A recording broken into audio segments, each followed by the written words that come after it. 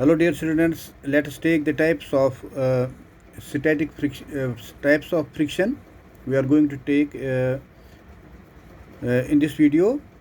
There are three types of static friction. That is static friction, limiting friction, and dynamic friction. इसके बारे में हम पढ़ेंगे. Static friction क्या होता है, limiting friction क्या होता है, dynamic friction क्या होता है. These are the three types of the this friction. So let us take static friction क्या होता है. It is the opposing force that comes into play when one body tries to move on the surface of the other body.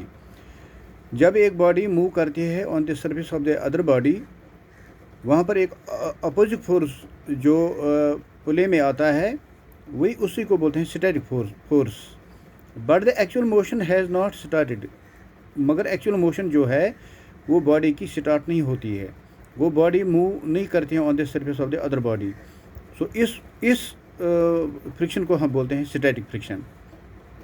So the opposing force that comes into play when one body tries to move on the surface of the other body. वो एक opposing force जिसको हम friction कहते हैं, जब ये action में आता है कि जब एक बॉडी को ये अपोज करता है मूव करने में on the surface of the other body. तो यहाँ पर इन दिस केस में जब बॉडी का एक्चुअल मोशन स्टार्ट नहीं होता है, वो जब बॉडी का एक्चुअल मोशन स्टार्ट नहीं होता है, क्योंकि उस पर एक अपोजिंग फोर्स प्ले में आता है. जब भी वो बॉडी मूव करना चाहती है on the surface of the other body, जो वो फोर्स वहाँ पर प्ले में आता है, मगर जो एक्चुअल मोशन जो बॉडी का वो स्टार्ट नहीं होता है. सो यहाँ पर अगर हम देखेंगे, let us consider a block resting on a horizontal surface. Let a small pull be applied on the body. यहाँ पर देखोगे ये एक बॉडी है, एक ब्लॉक हमने रखा है, रेस्ट करता है on the surface of the horizontal surface. Let a small pull हम अप्लाई करते हैं, स्मॉल पुल पी अप्लाई हम करते हैं, वो एक फोर्स अप्लाई करते हैं on the body. Let F S जो है be the force of static friction. वो फोर्स ऑफ स्टैटिक फ्रिक्शन जो है, in equilibrium the weight of the body will be balanced by the normal direction R and the applied pull will be balanced by the frictional force Fs. यहाँ पर अगर इस case में करेंगे कि यहाँ पर the weight of the body जो है that is balanced by the reaction R of the जो है reaction or normal reaction or acting on the body, and ये जो फोर्स P जो है, ये फोर्स P जो है that is balanced. The weight of the body will be balanced by the normal reaction R. यहाँ पर देखिए आप फिगर में देखते हो, weight of the body is balanced by the normal reaction R and the applied pull will be balanced. वो जो ये apply pull करते हैं, फोर्स पुल करते हैं बॉडी पर, that will be balanced by the frictional force Fs जो act body पर एक्ट करता है, जिसकी वजह से बॉडी मूव नहीं करती है, बॉडी ने एक्चुअल मोशन स्टार्ट नहीं किया है. इसको बोलते हैं स्टैटिक फ्रिक्शन. सो बच्चों, what is static friction? The opposite force that comes into play when one body tries to move over the surface of the another body but the actual motion has not started. उसको बोलते हैं static friction. Actual body का motion start नहीं होता है, वो body ने move करना शुरू नहीं किया होता है. को जब हम पुल करते हैं, थोड़ा सा पुल करते हैं, उस पर वो force of friction static friction की वजह से फोर्स ऑफ फ्रिक्शन अप्लाई होता है, जो अपोज करता है मोशन को.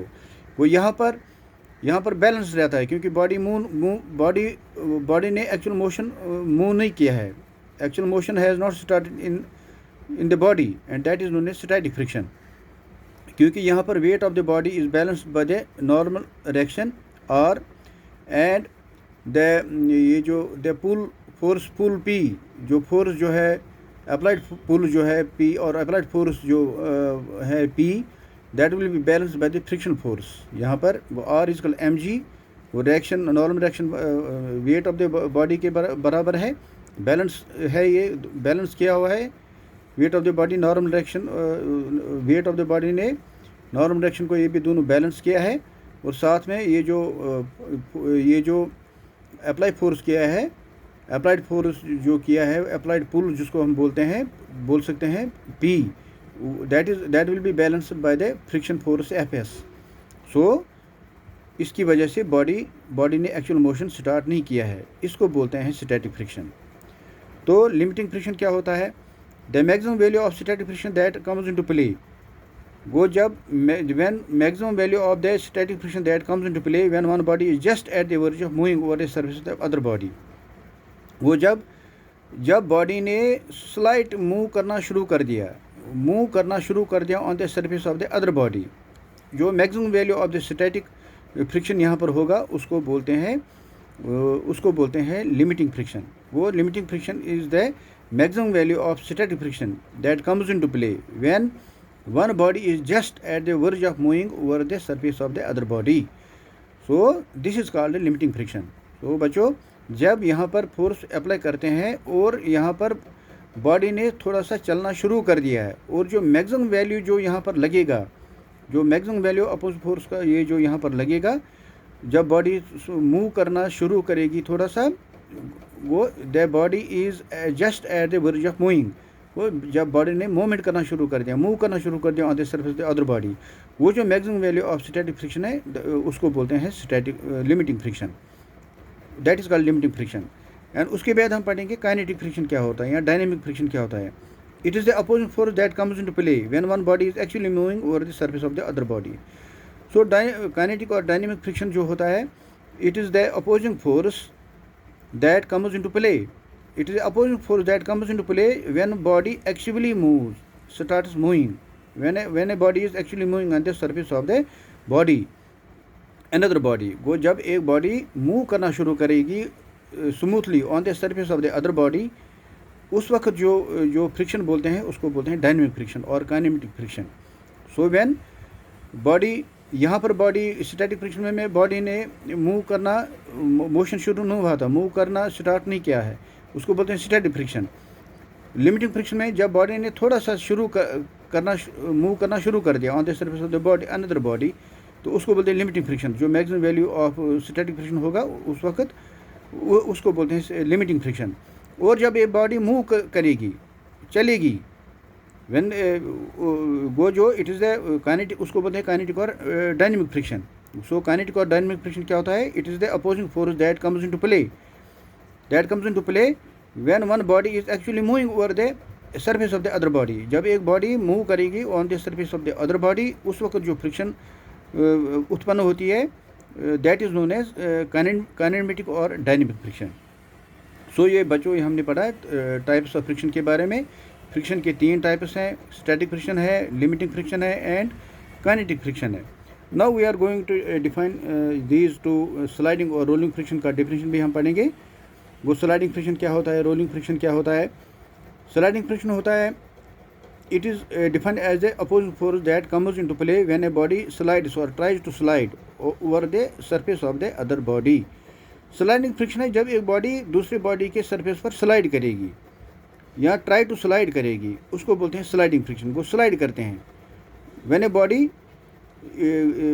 a body slides or tries to slide on the surface of the other body, उस वक्त जो अपोजिंग फोर्स प्ले में आ जाता है उसको बोलते हैं स्लाइडिंग फ्रिक्शन।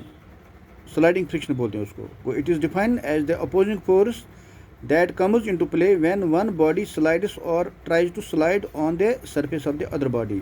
जब एक बॉडी दूसरे की बॉडी में स्लाइड करेगी या स्लाइड करने के लिए रेडी है, स्लाइड्स या ट्राई टू स्लाइड करेगी, उस वक्त जो फ्रिक्शन होते हैं वो अपोजिंग फोर्स जो प्ले में आता है उसको बोलते हैं स्लाइडिंग फ्रिक्शन। वो that friction is due to sliding friction.